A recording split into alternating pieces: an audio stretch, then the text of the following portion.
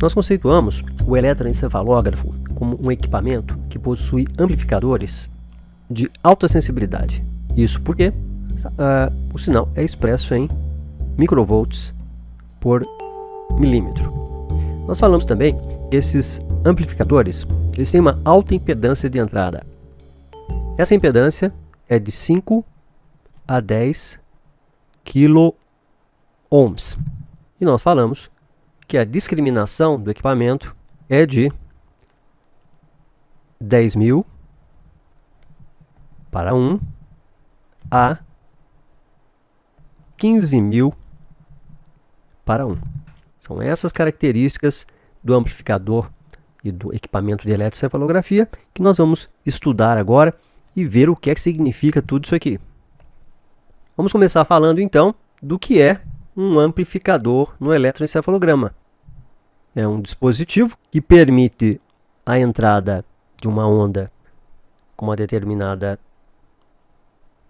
tensão, uma determinada corrente e uma determinada potência, vamos dizer com essa amplitude aqui, e permite a saída de uma tensão, de uma corrente ou de uma potência maiores.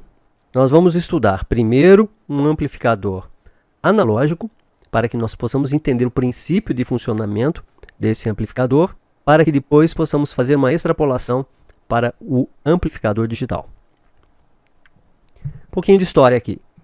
Em 1883, Thomas Edison ele descobriu o seguinte, que num tubo a vácuo, se você tornasse um filamento incandescente, você veria a passagem de corrente elétrica deste filamento para uma placa metálica colocada a uma certa distância. Esse efeito ficou conhecido como efeito Edison, até que em 1907, esse pesquisador aqui, Lee de Forest, ele fez o seguinte, ele agregou aqui a esse sistema do Edison um terceiro componente que ele chamou de grade,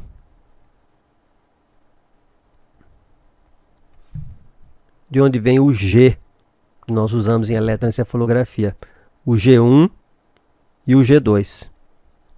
Eles vêm dessa herança analógica aqui, da grade que era colocada dentro desse dispositivo que ficou depois sendo conhecido como válvula elétrica. Essa haste é chamada de catodo ou cátodo e esta é chamada de anodo ou ânodo. Então são os três componentes da válvula elétrica ou do amplificador. Isso aqui é o esquema básico de um amplificador.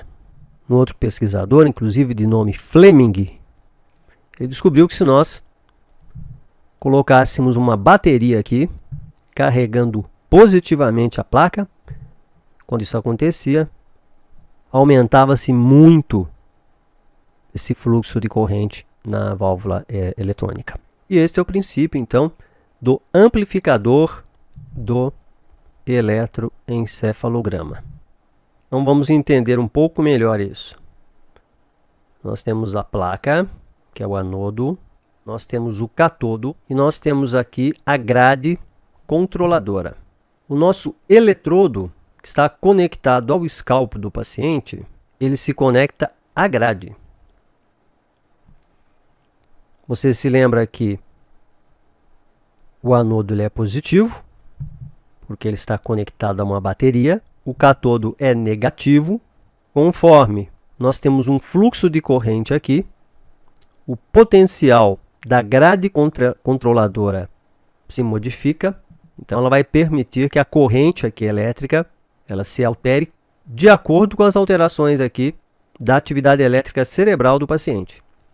Ela é como se fosse uma válvula mesmo controladora do que passa aqui de corrente. E conforme essa variação de amplitude de corrente que passa, é construída a onda ampliada aqui. Lembre-se que para que você tenha um aumento de amplitude aqui, nós temos uma fonte de energia aqui e temos uma fonte de energia aqui também. A grade apenas vai permitir que ocorram essas flutuações na passagem de corrente que serão ampliadas pelo sistema. Vamos olhar de maneira um pouquinho mais detalhada para esse sistema. Aqui nós temos, então, o amplificador de voltagem.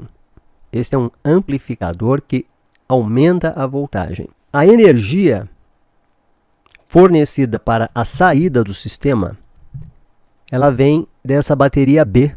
A região positiva dela se conecta através de um resistor com a placa. O polo negativo da bateria B se conecta ao catodo. E a voltagem de tensão para o catodo é fornecida pela bateria C, cujo polo positivo se liga ao catodo e o polo negativo se liga à grade controladora passando por esse resistor. A bateria A serve para aquecer o catodo para que ele emita elétrons. E assim, nós temos a seguinte estrutura.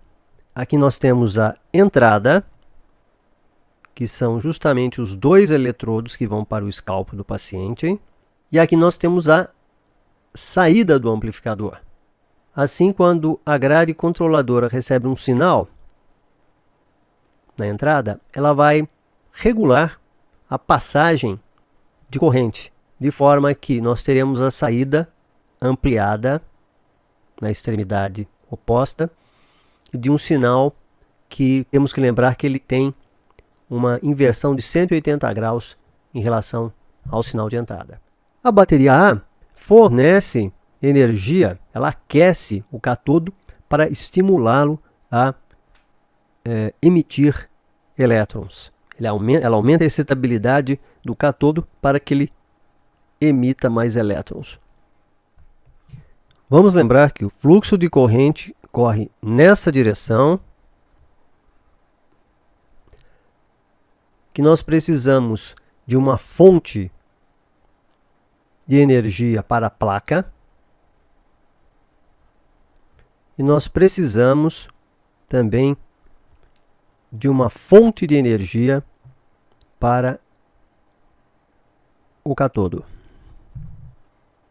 Então nós temos 2 baterias aqui, esta e esta, em todo amplificador analógico.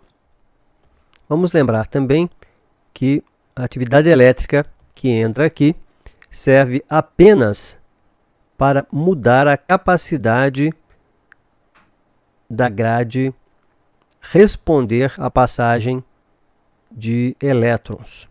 Ela só controla a passagem de elétrons. Esse sinal novo aqui que é formado, ele é um simulacro desse sinal menor e ele é gerado a partir do circuito da placa. E como funciona a amplificação do sinal? Vamos lembrar aqui da lei de Ohm. Ela diz o seguinte, que a voltagem que passa por um circuito é igual a resistência vezes a corrente. Então vamos tomar um exemplo aqui.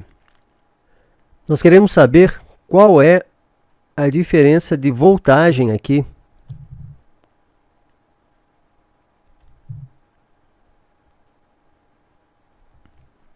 entre o catodo e o anodo, o catodo e a placa.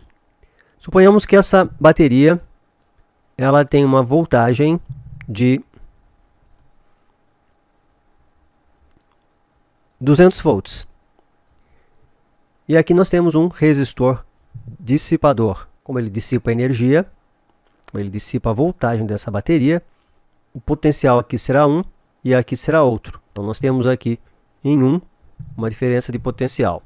Para que nós possamos saber essa diferença de potencial aqui entre a grade e o catodo, nós teremos primeiro que descobrir o valor de 1 e tirar a diferença de 1 com B. Vamos dizer que a resistência dissipadora em 1 tem um valor de 10 kΩ ou 10.000 ohms. Lembrando que ohm é a medida de voltagem. Vamos assumir que a voltagem fornecida por C equivale a menos 9 volts. Vamos dizer também que a voltagem de entrada aqui é 1 volt. Para determinarmos a diferença de potencial entre a placa e o catodo, nós teremos primeiro, então, que definir essa diferença de voltagem aqui. Vamos lá, utilizando, então, a lei de Ohm. A voltagem é igual à resistência, no caso, 10.000 ohm, pela amperagem, no caso, 0,06 ampere. Então, nós teremos 60 volts aqui. 60 tirado de 200, teremos uma diferença de voltagem aqui de 140 volts. Vamos tomar um outro exemplo aqui. Nós temos aqui uma atividade elétrica entrando de 1 volt positivo. Quando isso ocorre, a diferença de potencial entre a grade e o catodo, ela diminui. Isso é feito subtraindo 1 volt menos 9 volts. Nós temos aqui menos 8 volts de diferença, que permite uma maior passagem de cargas através da placa, e nós teremos aqui não 6 mA, mas, por exemplo, 8 mA.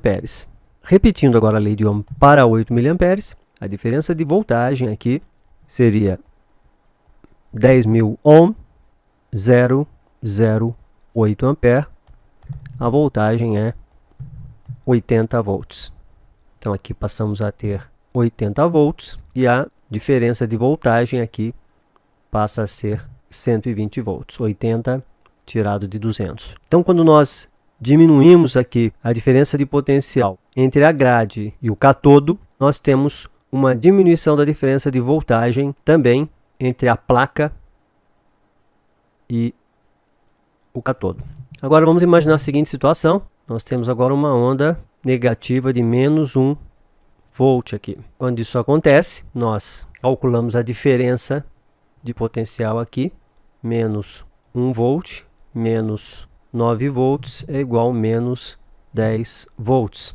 Você aumenta a diferença de potencial entre o catodo e a grade, você diminui o fluxo de elétrons e você pode ter, digamos aqui, 4 miliamperes de corrente, o que nos levará pela lei de Ohm a ter agora uma voltagem de 40 volts aqui, 40 volts e aqui 160 volts de diferença de potencial. Então, quando nós tínhamos aqui menos 8 volts de diferença de potencial entre o catodo e a grade, a diferença de potencial de voltagem entre a placa e a grade era 120 volts.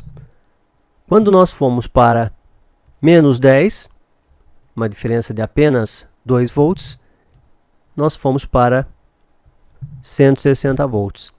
Então, uma pequena diferença de potencial aqui na grade levou a uma grande diferença de potencial aqui entre a placa e o catodo. Então, o sinal de eletroencefalograma ele é ampliado desta maneira, ele era ampliado desta maneira nos aparelhos convencionais. Esse amplificador que eu acabei de mostrar para você é chamado de amplificador simples. E nós podemos representá-lo assim. Tem uma entrada, outra, que é o G1 e o G2. por causa da grid que nós comentamos, né? E tem o aterramento. O problema desse amplificador aqui é que ele é sensível às frequências 50 a 60 Hz da linha de força. Então ele capta esse tipo de frequência. Outro problema do amplificador simples é que o G2 está conectado ao terra.